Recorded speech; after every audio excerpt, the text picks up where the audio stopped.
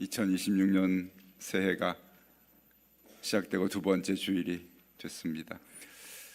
새 한 해 동안 우리 성도들 모두가 하나님의 뜻을 따라 살아가는 한 해가 되었으면 좋겠습니다. 과연 하나님의 뜻은 무엇일까? 어떻게 알 수 있을까? 우리가 늘 궁금하고 마음속에 늘 간구하는 것이 하나님의 뜻을 알아서 살아가는 길이죠. 한 목사님이 사춘기였을 때 예쁜 여학생과 데이트를 했다고 합니다. 목사님 집과 그 여학생의 집은 멀어가지고 1시간 45분을 버스 타고 전철 타고 그렇게 가야 되는 먼 거리에 있었다고 해요. 그녀를 보기 위해서 그렇게 먼 곳을 오갔는데 어느 날 문 밖으로 나가는 목사님의 어린 그 청소년 시절에 할머니가 뒤에서 부릅니다. 얘야 설거지 좀 도와줘라. 그랬더니 미안해요 할머니, 지금 도와드릴 수가 없어요. 여자친구 만나러 가야 돼요. 그리고 1시간 반 45분을 걸려서 여자친구 집에를 갔습니다. 거기 가서 무엇을 했을까요? 그녀의 설거지를 도와주고 있었습니다. 그녀의 기쁨이 내 기쁨이 되었던 그런 시절이라. 목사님이 그것을 돌아보면서 내가 하나님을 기쁘시게 하고 하나님의 뜻을 아는 것이 뭘까라는 것을 생각해 보는 것이죠. 하나님을 기쁘시게 하는 것으로 나의 마음을 채울 때 내 마음이 변화가 생기고 그리고 그것이 나의 소원이 되는 것을 목사님이 영적인 진리로 발견하게 됩니다. 하나님의 뜻이 나의 뜻이 되고 그분의 말씀이 나의 말이 되고, 그렇죠? 그분의 생각이 나의 생각이 되고, 그래서 우리가 기도할 때 하나님, 제가 원하는 것이 아니라 주님이 원하시는 것을 이루시옵소서, 주의 뜻대로 되기를 원합니다 라고 기도하게 되는 것이죠. 살아가면서 우리가 하나님의 뜻이 과연 뭔지를 잘 모를 때가 많습니다. 그래서 하나님, 왜 나에게 하나님의 뜻을 가르쳐 주지 않습니까? 답답할 때 있죠. 왼쪽으로 가야 될지 오른쪽으로 가야 될지, 이것을 내가 잡아야 할지 놓아야 할지 결정하지 못하는 그런 순간들을 우리가 많이 경험합니다. 과연 하나님은 늘 우리에게 정확한 길을 인도해 주시고 또는 우리가 가야 할 길을 분명하게 보이시면 좋을 텐데 그렇게 하지 않는 분이신가 생각하게 됩니다만 그렇지 않습니다. 하나님 너무 바쁘셔가지고 나 한 사람 한 사람에게 길을 안내하지 못하시는 건 아닌가 생각하지만 그렇지 않지요. 하나님 언제나 말씀과 성령의 감동을 통해서 우리 모두에게 나아갈 길을 분명히 말씀해 주시고 이끌어 주시는 분이 바로 하나님이 일하시는 방법입니다. 그런데 우리가 하나님 뜻을 분별하지 못하는 이유 가운데 하나가 있습니다. 그것은 뭐냐면 늘 내가 원하는 하나님의 뜻을 생각할 때 나에게 편하고 내 길이 평탄하고 내가 형통하고 내가 잘 되는 것만이 하나님의 뜻이라고 생각할 때가 우리가 혼란에 빠지는 이유인 것을 발견하게 됩니다. 사실은 여러분, 우리가 하나님의 뜻을 살아갈 때 평탄하고 좋은 길보다도 고난이 기다릴 때가 더 많아요. 어려움이 우리를 마주할 때가 더 많다는 사실입니다.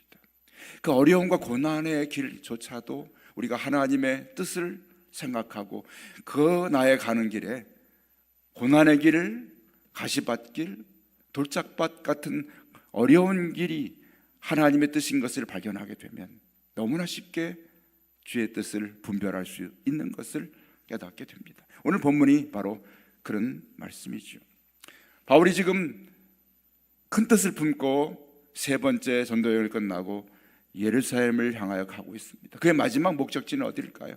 로마를 향해서 갔다가 땅끝인 스페인을 통해서 가려고 그는 지금 큰 계획을 품고 길을 가고 있습니다. 또 하나 가는 길에 예루살렘에 지금 너무나 어려운 상황에 있는 교회에 구제연금을 모아서 기근에 고통스러워하는 예루살렘 성도들에게 먹을 것을 공급하는 것이 또한 바울의 지금 간절한 소원이었고 다급한 발걸음을 재촉했던 이유였겠습니다. 그런데 바울이 가는 그 길에 성령님께서 바울에게 한 가지 중요한 사실을 그렇게 예언해 주고 계십니다. 20장 23절이지요. 오직 성령이 각성해서 내게 바울에게 증언하여 결박과 환난이 나를 기다린다고 말씀하십니다. 네가 가는 길에 결박과 환난이 기다린다.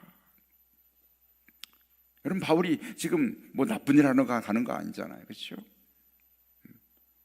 예루살렘 성도들을 구제하는, 먹을 것을 도와주려고 지금 그 구제연금을 가지고 하는 정말 중요한 발걸음, 꼭 필요한 발걸음을 옮기고 있습니다.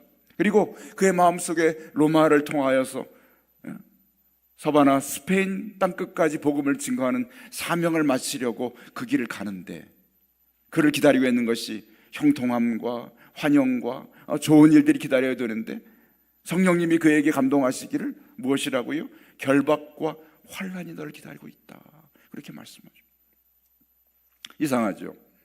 내가 좋은 선한 뜻을 품었는데, 정말 주님이 원하시는 길을 가는데 왜 내 앞길에 환난이 기다리고 있고 결박이 날 기다리고 있는지, 바울은 아마도 어쩌면 의문을 품을 수도 있었겠습니다만, 바울은 그 길을 걸어가는 일에 있어서 결박과 환난, 그 어떤 어려움이 나를 기다릴지라도 나는 두려워하지 않습니다 하면서 그 길을 바울이 지금 결단코 각오를 하면서 가고 있는 바울의 발걸음을 20장에서 21장까지 우리가 느끼게 됩니다. 그런데요, 바울을 사랑하는 바울의 주변 사람들이 동일하게 성령님의 음성을 듣습니다. 여러분, 21장 4절에 보니까 바울이 두로라는 곳, 지금 예루살렘 땅을 향해 가고 있는, 점점 가까이 가는 그런 도시마다 들리게 되는데, 두로라는 곳에 갔는데 거기서 제자들을 만나게 됩니다. 4절 말씀이죠. 일주일 동안 머물는데 제자들이 성령의 감동을 받았는데 그들이 반응은 무엇이었습니까? 바울에게 예루살렘으로 들어가지 말라고 바울을 간곡하게 막고 있는 모습을 보게 됩니다. 아니, 바울도 성령의 그 지시하심을 따라서 예루살렘과 로마로 가고 있는데, 바울은 그 일의 말씀, 그 감동을 받고 지금 그 길을 걸어가고 있는데, 똑같은 성령의 감동을 받은 다른 제자들이 바울에게 예루살렘에 가지 마세요 하면서 그를 막고 있는 모습을 보여줍니다. 뿐만입니까? 바울이 가장 가까운 가이사라에 도착하게 됩니다. 거의 예루살렘 가까이 왔던 것이죠. 8절에 보면 가이사라에 이르게 되고 빌립 집사님의 집에 갔는데 11절 말씀에 유대 땅에 있는 하나님의 선지자 아가보가 이 집을 찾아와서 바울의 앞으로 겪을 그 길을 예언합니다. 뭐라고 예언하면 11절 말씀, 우리에게 와서 바울의 띠를 가져다가, 옷을 묶는 띠를 가져다가 어떻게 해요? 자기 손발을 묶으면서 이렇게 말합니다.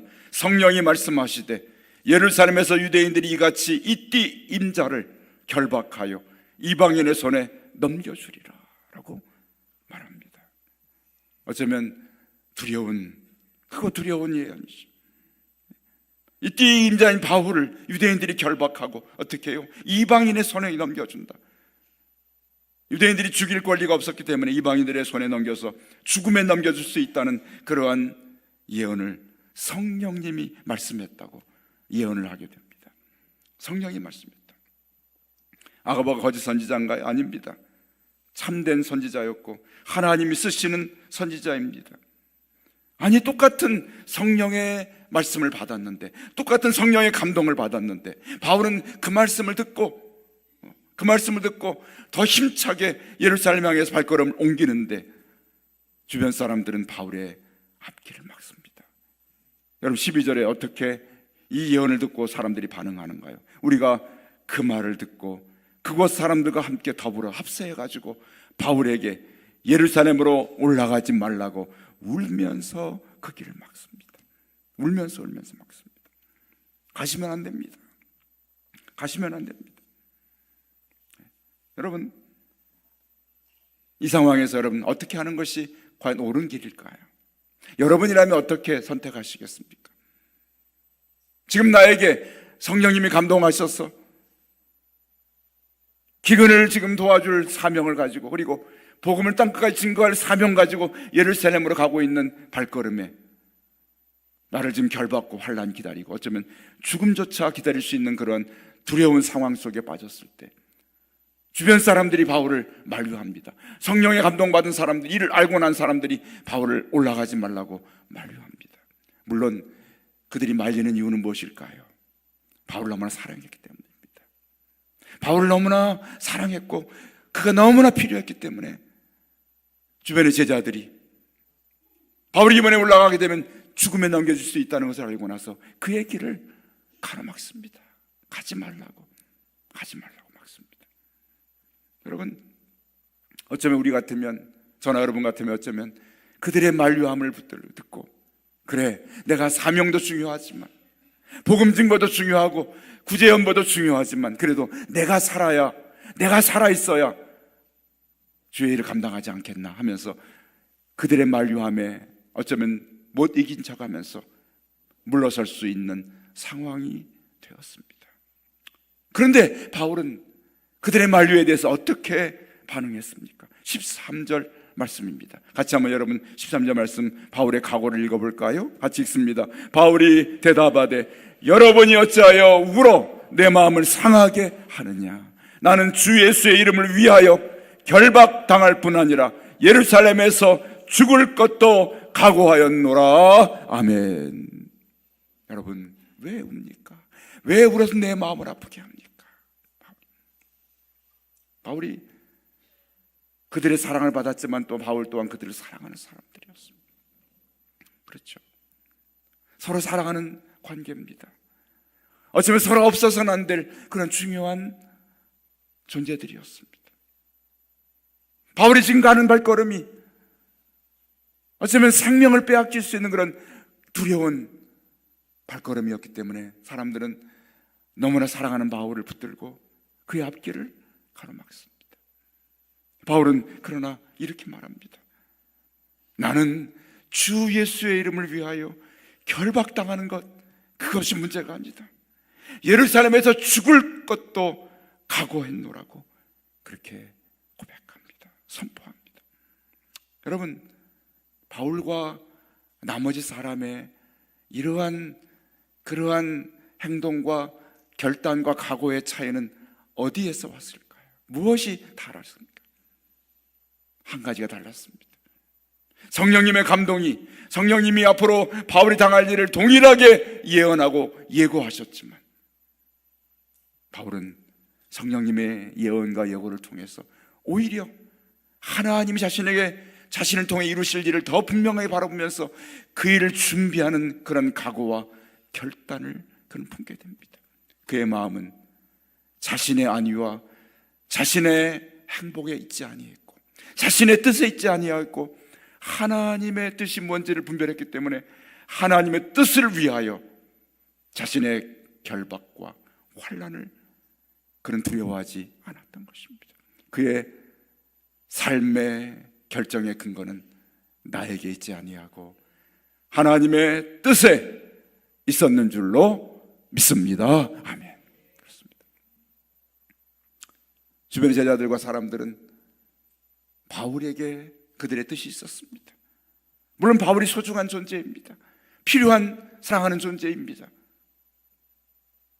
그러나 그들의 마음속에는 하나님의 계획과 뜻보다는 바울의 소중함에 그들의 마음을 두었기 때문에 바울의 가는 길을 그는 가로막고 가지 못하도록 울면서 그를 붙드는 오늘 장면을 우리에게 전하여 주고 있습니다.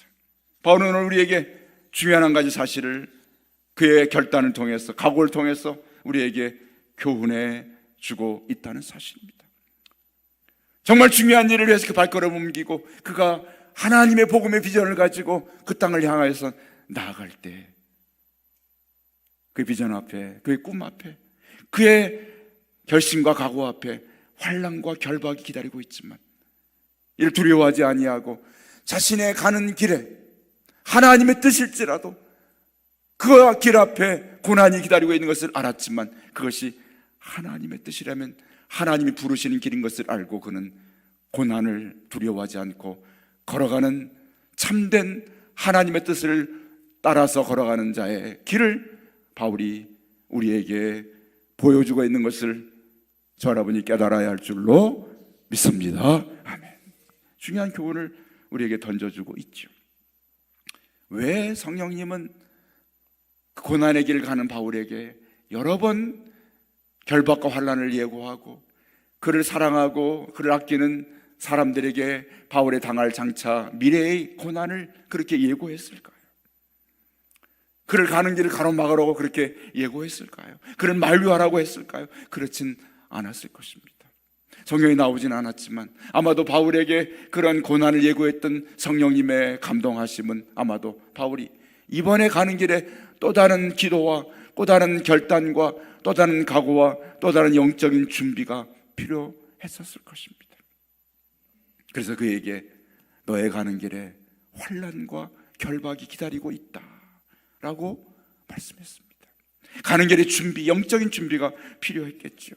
왜 성령님은 바울을 사랑하는 사람들에게 이를 감추고 비밀로 여기실 것이지 왜 그들에게 바울의 앞길에 대한 이런 고난을 성령님이 감동으로 가르쳐 주셨을까요? 아마도 성령님께서 바울이 해야 할 너무나 중대한 일에 그들도 영적으로 참여하고 바울을 위해 기도하고 그를 격려하고 위로하고 용기를 북돋아 줄 것을 성령님께서 원하셨던 것을 깨닫게 됩니다. 그렇습니다. 성령님의 뜻은 바울을 막는 것이 아니었습니다. 고난의 길을 막는 것이, 피하는 것이 아니었습니다. 고난받을 것을 알려주었지만 그러나 그와 함께 동역하는 사람들에게, 이를 알려준 사람들에게 동일한 비전과 동일한 꿈을 품고 함께 이 일에 참여하는 헌신을 각오하고 바울을 위로하고 격려하면서 이 일에 영적으로 동참하는 것을 성령님께서 원하셨을 것입니다. 여러분, 하늘을 살아가면서 우리가 우리 앞길에 수많은 어려움들이 우리를 기다리고 있습니다. 어떤 고난이 바울의 환난과 결박이 기다렸던 것 같이 우리의 삶의 앞에 어떤 어려움이 우리를 기다리고 우리를 지금 마주하고 있을지 알지 못합니다. 정말 중요한 것은 그 길 앞에서 우리가 돌아서 다시 돌이키는 것이 아닙니다. 그 길을 피하는 것이 중요한 것이 아닙니다. 성령님의 감동하심과 그 길을 알려주시는 가장 중요한 목적은 하나입니다. 너의 가는 길에 고난이 있고 너의 가는 길에 결박과 환난이 있을지라도 영적으로 준비하고 기도하며 하나님, 나를 위함이 아니라 하나님의 뜻을 위함입니다. 나를 위함이 하나님의 사명을 위한 길입니다 하면서 그를 위해서 각오하고 헌신을 다지며 용기를 얻어 갈 것을 가르치시는 성령님의 뜻이 바로 성령의 예언하심과 감동하심 앞에 있는 하나님의 뜻인 것을 오늘 깨닫는 은혜가 임하시기를 주의 이름으로 간절히 축원합니다. 아멘. 여러분, 하나님께서 우리에게 평탄한 길만을 결코 주시지 않습니다. 평탄한 길이 있으면 우리가 영적으로 해이해집니다. 영적으로 게으러집니다.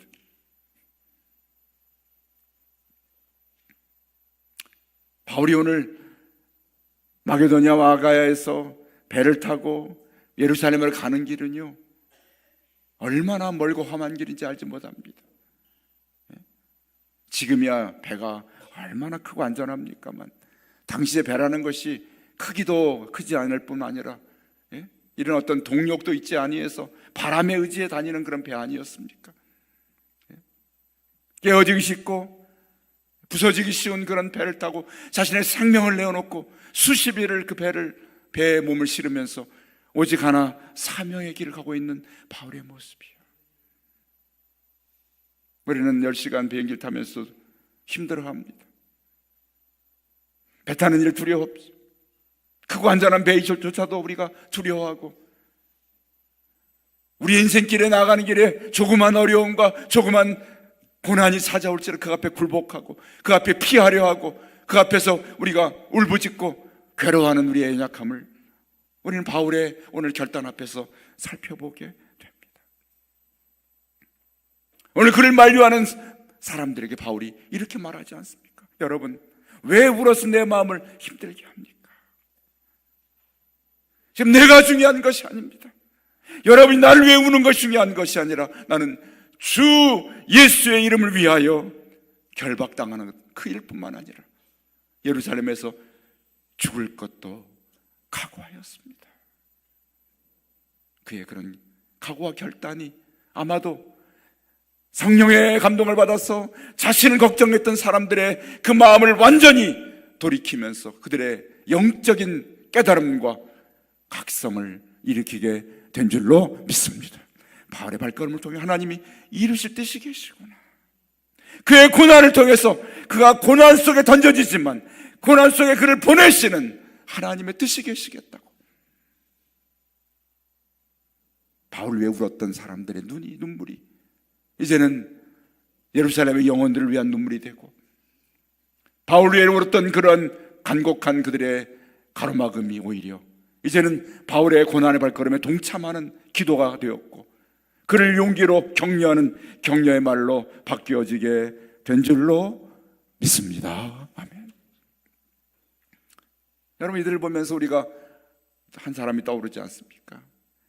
예루살렘으로 올라가는 바울의 모습처럼 우리 예수님이 십자가를 지게 바울로 예루살렘으로 올라가셨잖아요.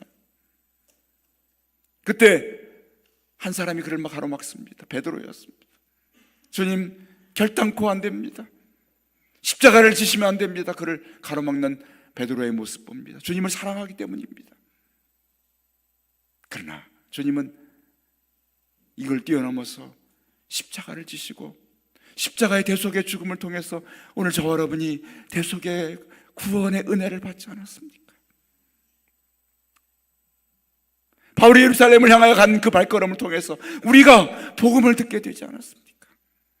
그의 고난이 없었다면, 그의 결박당하고 그가 죽음에 남겨지는 고난을 받지 않았다면 어떻게 우리가 복음을 받았고, 어떻게 예수님이 십자가를 피하셨다면 어떻게 우리가 죄사함 받고 구원에 이르게 되었겠습니까? 바울은 예루살렘 길을 걸어가면서 아마 예수님의 십자가의 길을 떠올렸을 것입니다.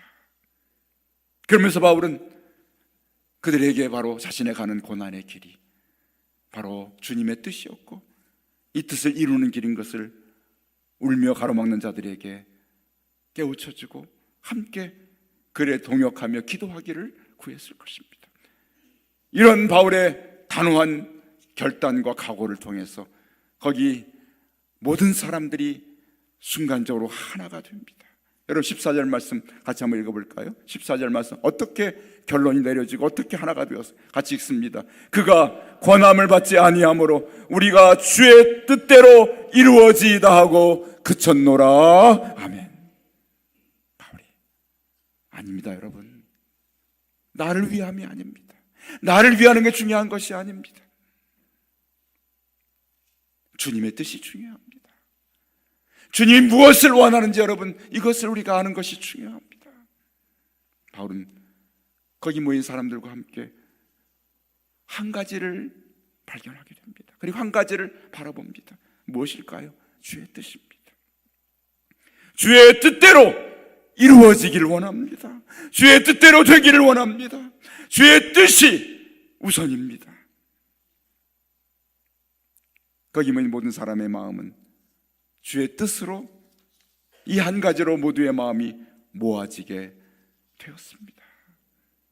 주님께 겟세마네 기도에 십자가 앞에 두신 주님의 기도는, 처절한 주님의 기도는 무엇입니까? 아버지, 나의 뜻대로 마시옵고 아버지의 뜻대로 하시옵소서. 아멘. 나의 뜻대로 되지 않게 하시고 아버지 뜻대로 되기를 원합니다. 아버지. 바울의 이 발걸음은 어디까지 이어졌나요? 예루살렘에 구제금을 전달하고 그는 거기서 복음을 전합니다. 유대인들의 바울을 죽이지 않고는 먹지도 마시지도 않겠다는 40명의 사람들이 그를 죽이려 하고 수많은 사람들의 그 생명을 빼앗아가는 그런 상황 속에서 로마 군인들이 바울을 보호합니다. 그를 로마로 데려가기 위하여서. 놀랍게도 여러분, 고난의 길을 통과한 바울의 발걸음은 로마 군인의 200여 명의 보호를 받으면서 로마 군인이 타는 배를 타고 마침내 로마에 들어가게 됩니다. 그곳에서 그는 2년간 로마 군인의 보호 속에서 복음을 전하는 놀라운 복음의 열매를 맺게 됩니다. 고난의 길 통과한 자의 하나님이 그의 삶의 고난을 통과한 이후에 하나님의 기적과 하나님의 놀라운 뜻과 계획 속에 준비된 발걸음을 주께서 바울을 위하여 예비해 두셨다는 사실. 2026년을 지나갑니다. 여러분, 무엇을 따라 이 한 해를 사시려 하십니까? 나의 뜻과 나의 계획을 따라 이 한 해를 살려는 우리들이 모습이 아니라 오늘 바울이 결단하고 각오했던 그런 고백처럼 저 여러분의 이 한 해의 삶의 계획과 뜻이 주의 뜻을 따르는 한 해의 삶이 되시기를 주의 이름으로 축원합니다. 새해 각오가 되시기를 주의 이름으로 축원합니다.